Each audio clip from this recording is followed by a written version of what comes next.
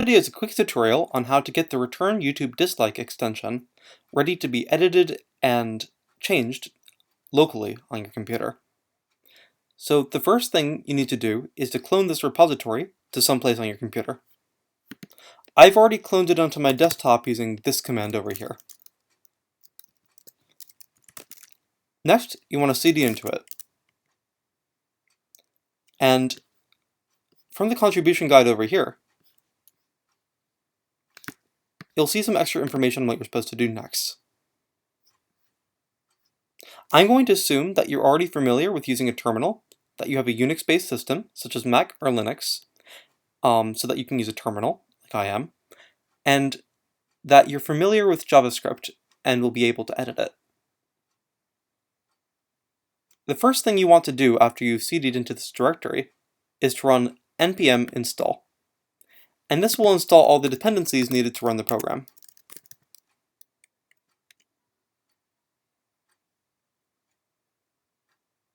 Okay, now that that is out of the way, I should also let you know what version of npm and node that I'm using. So I'm using npm version 8.5.2, and I'm using node version 17.7.2. These are the latest versions, and I can confirm that these do work. After you've done all that, you'll want to run npm run build. And if all goes correctly, it should compile and you should see a bunch of green text here.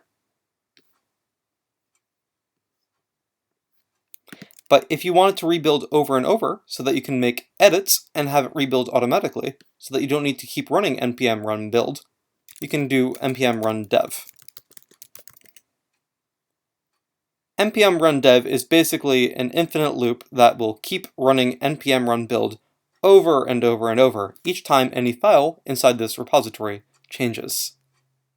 So for example, you can see that it only built once right now. But if I open Visual Studio Code here, so I'm going to cd into my desktop, cd into return YouTube dislike, and open Visual Studio Code with this command, and edit some texts in here. Maybe I'm editing utils.js, and I save that. Now you can see it's compiling over and over and over again, and this will keep it up to date, so basically you don't have to run npm build every time. That way, you can just go to Chrome and refresh the browser. Let me show you how to do that. Now that we've run the build process, I'm going to cancel this right now because we're not going to keep updating things, but you could leave this running when you're editing it. The next step is to go to Chrome://extensions. And then, well, I already have another version in here, but I'm going to remove that and click Load Unpacked. First, you need to enable Developer Mode on the top here before you see any of this. I have a lot of Chrome extensions, but what you need to see up here is the Load Unpacked button.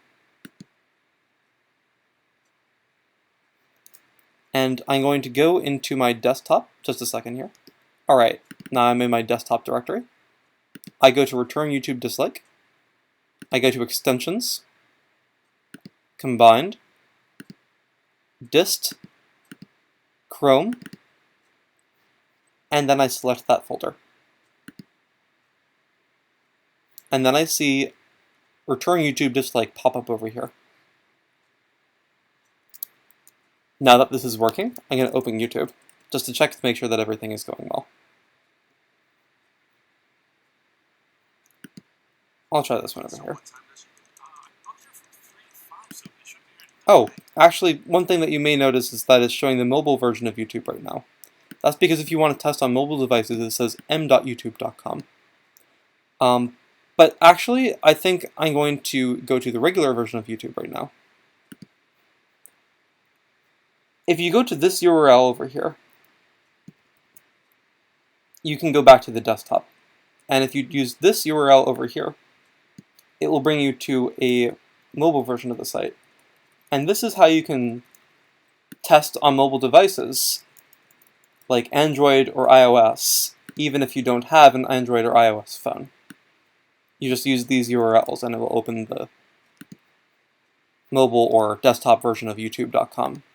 So I'm going to open this URL over here, just because I want to show the normal version that you're probably used to first.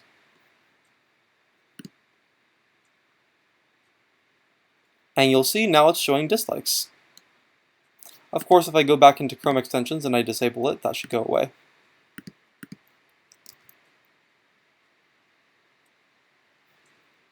Well, I may need to paste back in the desktop. For some reason, this link will make it persistently stay on mobile mode. So maybe clear cookies will fix that. Anyway, I've disabled the extension and now you see that dislike is no longer shown. I'm going to re-enable it. So now it's time to make some modifications, just to make sure that we can make changes.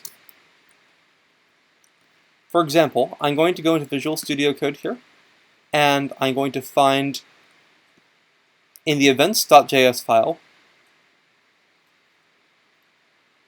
an example function might be like clicked. You can probably guess what this does. When I click the like button, this function should be activated. So I'm going to do alert hello world, and when dislike is clicked, I'm going to make it say goodbye world. Really, this is just a test to make sure that we're capable of editing this Chrome extension. Now that I've saved that, we're going to need to make sure that this build process is running. So I'm going to do npm run dev, and it should compile what I've just changed. And then after that, you need to click this refresh button in your extensions, and then refresh the page. So when I click dislike, it says goodbye world, and when I click like, it says hello world. That's pretty cool and all. Now that we have this npm run dev continuously compiling it, we can actually just change some code in VS Code again.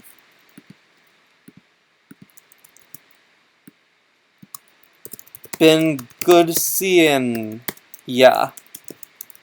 And I just saved this.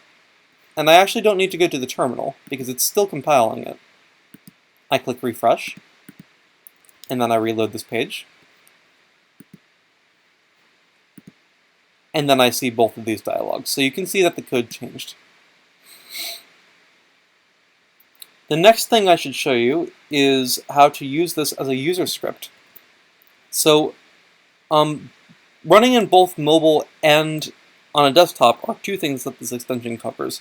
But in addition to covering extensions, it also is built for something called a user script. And a user script is basically injected JavaScript that a plugin will load onto a web page for you. So I'm going to go onto another user, maybe this one over here. And it turns out that I don't have many extensions here. I'm going to go to the Chrome Web Store and show you how to use a user script. TamperMonkey is a pretty common extension for running user scripts. So I'm going to click Add to Chrome.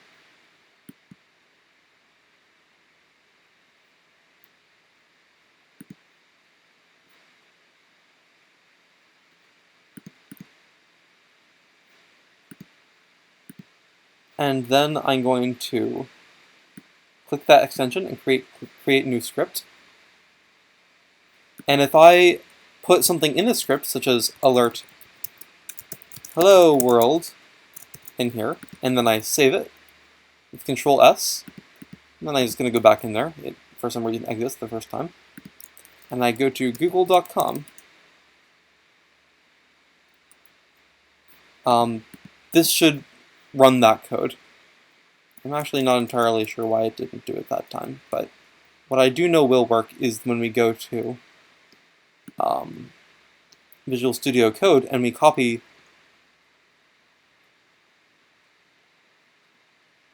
the file for the user script, which should be somewhere in here.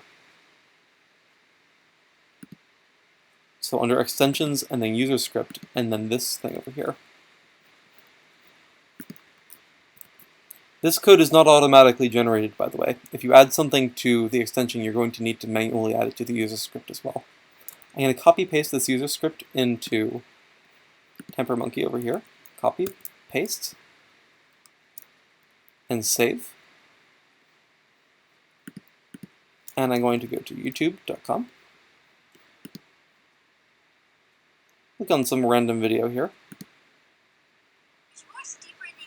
And you'll see that it's showing the dislikes.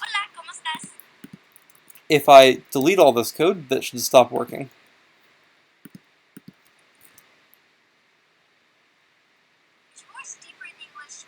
A nice thing about these user scripts is that when you're trying to debug what functions do, you can actually also just copy-paste this into the console. So I'm going to delete this user script right now, and I'm going to refresh this page, and you'll see that dislike doesn't show anything. But if I go into inspect, and then I click console here, and then I just paste the user script into Chrome over here,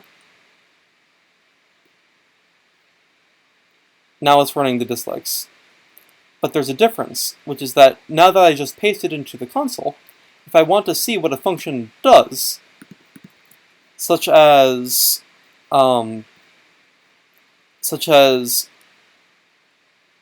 get like button, I can run that there inside the console and see what it does. This won't be possible if you're doing this through extensions, unless you copy-paste your source code from the extensions into the console as well. That's just a side effect of the way that Webpack works.